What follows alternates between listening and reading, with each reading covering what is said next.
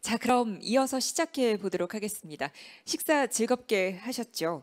글로벌 인재 포럼 2020 이번 행사 굉장히 특별하게 또 진행을 하고 있습니다. 온라인과 오프라인으로 하이브리드 형태로 진행을 하고 있는데요.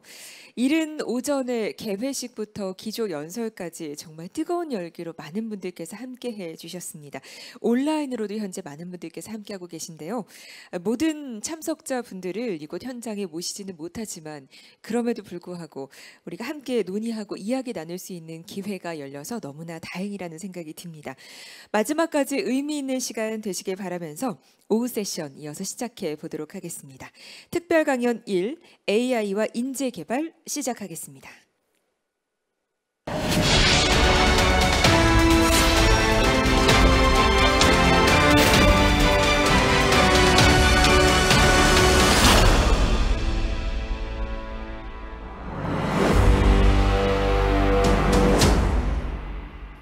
네, 굉장히 흥미로운 주제죠. AI와 인재 개발, 더욱더 자세하게 또 소개를 해주실 연사님을 소개해 드리겠습니다. 고노 마사미치 OECD 사무차장님께서 준비하고 계신데요. 이 OECD를 대표하는 정책의 전략가이시죠. 일본 금융청 국제금융부문을 총괄하는 초대 심의관을 지내셨는데요.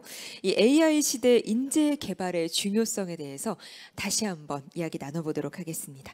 영상으로 메시지 전해주셨습니다. 여러분 함께 만나보시죠. Ladies and gentlemen, it is a pleasure to be given this opportunity to address the Global HR Forum 2020 to discuss the important issue of human resources in the AI era.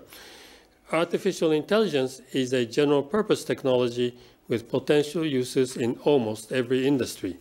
For many countries and firms, the development, diffusion, and use of AI technologies is still at a relatively early level of maturity. But AI is already beginning to transform labor markets and the workplace. So far, the evidence suggests that AI has the potential to complement and augment human capabilities.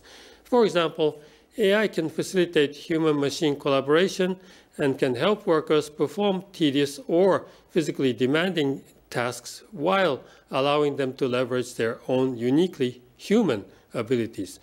AI can also offer cheaper, faster, and more scalable solutions in the field of human resource management, allowing individuals to tailor jobs to their own abilities and preferences, helping managers to manage, supporting career guidance and training. Early evidence suggests that for these occupations, AI may increase the productivity and the wages of workers. In fact, although developments in AI have stoked fears from some about large-scale job losses, the emerging evidence does not show an overall decline in employment and wages from the adoption of AI over the last decade. Much of the impact of AI on jobs is likely to be from reorganizing tasks within the job profile, as some workers are ultimately complemented by AI rather than substituted. And while AI will benefit many in the workplace, it will also expand the set of tasks that can be automated and expose some jobs to the risk of automation. Occupations that are likely to be most exposed to AI include not only low-skilled occupations, but also high-skilled ones, such as lab technicians, engineers, and actuaries. Therefore, appropriate policies will need to accompany workers who will need to reskill or upskill in order to adapt to the reorganization of tasks and the emergence of new tasks, or to navigate transitions to new jobs.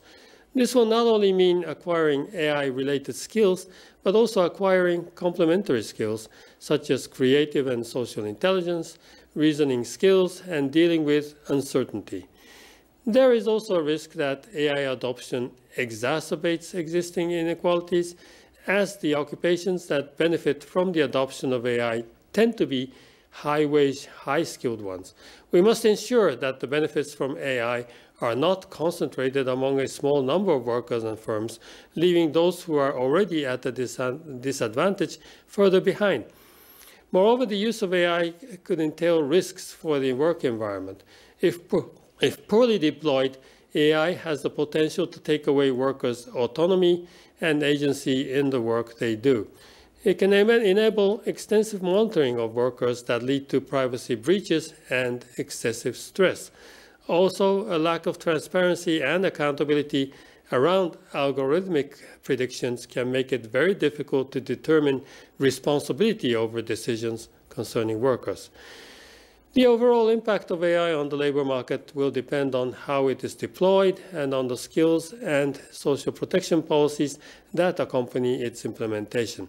Together, we need to ensure that AI at work and elsewhere is developed and implemented in a trustworthy way that respects human rights and democratic values. This is why the OECD member countries have adopted the OECD principles on artificial intelligence in 2019. The principles set standards for AI that are practical and flexible enough to stand the test of time in a rapidly evolving field. These AI principles address issues that directly impact the labor market transformation, such as ensuring a fair transition for workers as AI is deployed through training and support for those displaced and promoting responsible use of AI at work. The OECD is now supporting the implementation of the AI principles through its OECD AI Policy Observatory, a global hub for multidisciplinary knowledge sharing and evidence-based analysis on AI, and through other important international initiatives, such as the Global Partnership on AI, for which the OECD hosts the Secretariat. The OECD is also contributing to a global effort to strengthen the evidence base that is needed to support policies through a projection on AI in work, innovation, productivity, and skills. With this work, we are developing a classification of AI systems and assessing the capabilities of AI and its diffusion, which is critical for understanding the impact on the labor market. We're looking at how AI affects skills needs and the consequences that AI will have for job automation and creation, for the equality of jobs, and for training systems. We are also developing evidence on the impact of AI on the inclusiveness of labor markets and on the ethical issues raised by the use of AI in the workplace. These are important issues to consider for our current and future labor markets. Our goal is to help policymakers keep abreast of the fast-evolving changes in AI capabilities and their implications, and help ensure that adoption of AI in the world of work is effective, beneficial, and people-centered. Thank you, and I wish you a very productive discussion today. 네, 여러분 박수 부탁드리겠습니다. 네, 고맙습니다. 고노 마사미치 OECD 사무차장님께서 특별 강연으로 오후 세션 열어주셨습니다. 고맙습니다. 또 영상으로 이렇게 특별하게 보내주셨는데요. 이번 행사에 애정 담아서 또 함께해 주셨습니다. 고맙습니다.